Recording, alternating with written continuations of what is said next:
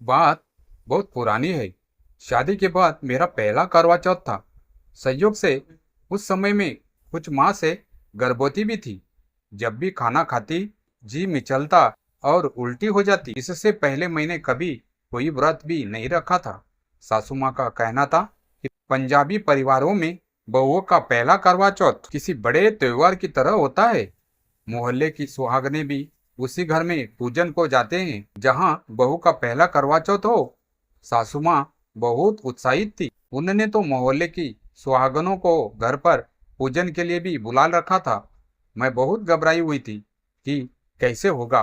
खैर, वह दिन भी आ गया। मैंने रीति रिवाजों के साथ व्रत रखा। पतिदेव को बताया कि यह मेरे जीवन का पहला व्रत है। वे मुझे समझाते हुए बोले, माँ की खुशी के लिए रख लो, ना रखता बने तो रसोई में जाकर कुछ खा लेना। मैं किसी को कुछ नहीं कहूँगा। दोपहर तक मैं कामकाज में व्यस्त रही। परिवार के लिए राजमा चावल बनाए, जो मुझे भी बहुत पसंद है। परिवार को खाना खिला रही थी।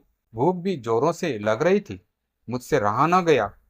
चुपके से रसोई में जाकर थोड़े राजमा चावल खा लिए, ये सोचकर कि किसी को क्या पता चलेगा। मगर ये क्या, खाते ही अबका ही आने लगी। मैं इन्हें खाना परोस रही थी। घबरा कर मैं बाथरूम की तरफ भागी। मुझे उल्टी हो रही थी। पतिदेव को भी वमन देख माजरा समझ आ गया। मेरी उल्टी को देख इन्हें भी अबका ही आने लगी। आवाज सुन सासू माँ भी दौड़ चली आई। क्या हुआ? मुझे काटो तो खून नहीं। झट से पतिदेव ने बात संभाली।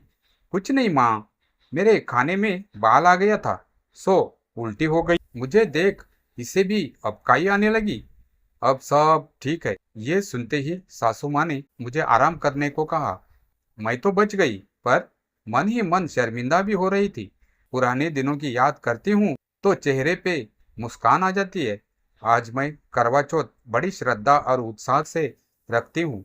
पतिदेव भी पूछ बैठते हैं, भूख लगी हो तो कुछ खा लो, किसी को कुछ नहीं बताऊंगा। मैं शर्म से लाल हुए बिना नहीं रहती। वक्त बीतता गया। वह पहला करवा चौथ जैसे बीते कल की बात हो गई, पर उसका स्वाद, उसकी घबराहट और वो मीठी चोरी आज भी याद है। अब तो हमारी शादी को 15 साल हो चुके हैं। 2 प्यारे बच्चे हैं, एक बेटा और एक बेटी। करवा चौथ का दिन हमारे घर में अब भी बहुत खास होता है। हर साल जब ये दिन आता है तो मैं सुबह जल्दी उठ जाती हूँ, साड़ी पहनती हूँ, माँ के दिए पुराने गहनों को सजाती हूँ, हाथों में मेहंदी लगाती हूँ और जब थाली सजाती हूँ तो यादों का कोई कोना मुस्कुरा उठता है। बेटी भी अब बड़ी हो गई है।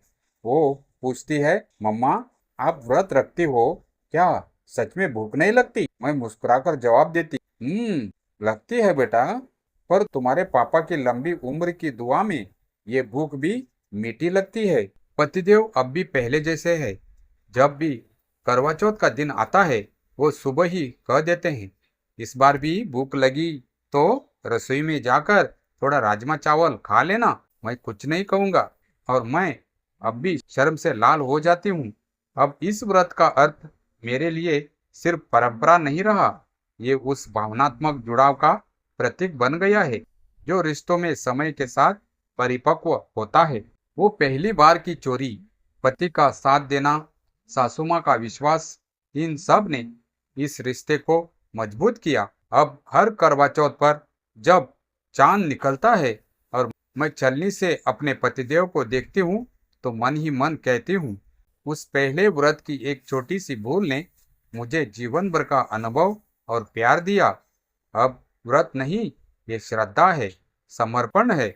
उस पहले झूठ ने सच्चे रिश्ते का रूप लिया और फिर हम दोनों हंस पड़ते हैं, क्योंकि हर रिश्ते में कुछ मीठी यादें ही तो उसे खास बनाती है। और वो पहला करवा चौथ शायद मेरी सबसे प्यारी याद बन चुका है। आगे क्या कहूँ? अब जब भी करवा चौथ आता है तो मेरी बेटी खुद मेरी मेहंदी रचाती है। वो बड़ी बारीक से डिजाइन बनाती है और बार बार पूछती है, मम्मा इस बार चांद को सबसे पहले आप ही देखना। उसकी उत्सुकता में मुझे मेरी ही झलक दिखाई देती है। वो घबराई हुई, उलझी हुई नई नवेली बहू और फिर सासू माँ की मुस्कुराहट पतिदेव का भोला सा झूठ और रसोई में चुपके से खाए वो 2 चम्मच राजमा चावल। वक्त के साथ बहुत कुछ बदल गया, लेकिन कुछ एहसास वैसे ही ताजा है। पहले जहां व्रत रखना एक डर और चुनौती था, आज वही व्रत श्रद्धा और प्रेम का उत्सव बन गया है। पहले खुद को साबित करने की कोशिश थी, अब अपनेपन का उत्सव है। अब तो पतिदेव भी पूरे दिन मेरे साथ साड़ी पसंद करते हैं। शाम को जब मैं सजती हूँ तो कहते हैं, तुम तो हर साल पहले से ज्यादा सुंदर लगती हो। और जब थाली में दिया जलाकर मैं चांद को देखती हूँ तो एक खामोश दुआ खुद ब खुद निकलती है, हे चांद, मेरे इस साथ को ऐसे ही बनाए रखना। बेटा भी अब इतना समझदार हो गया है कि शाम को चुपचाप अपने हाथों से पानी का गिलास लेकर आ जाता है और कहता है, मम्मा, अब चांद निकल आया है, आप व्रत तोड़ लीजिए।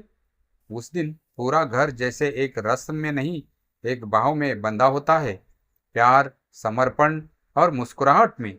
और हाँ, हर साल करवा चौथ की रात जब सब सो जाते हैं तो मैं और पतिदेव छत पर बैठ जाते हैं, पुराने दिनों की बातें करते हुए। और मैं एक बार फिर पूछ बैठती हूँ, अगर उस दिन मैंने व्रत तोड़ दिया था तो तुमने झूठ क्यों बोला था माँ से?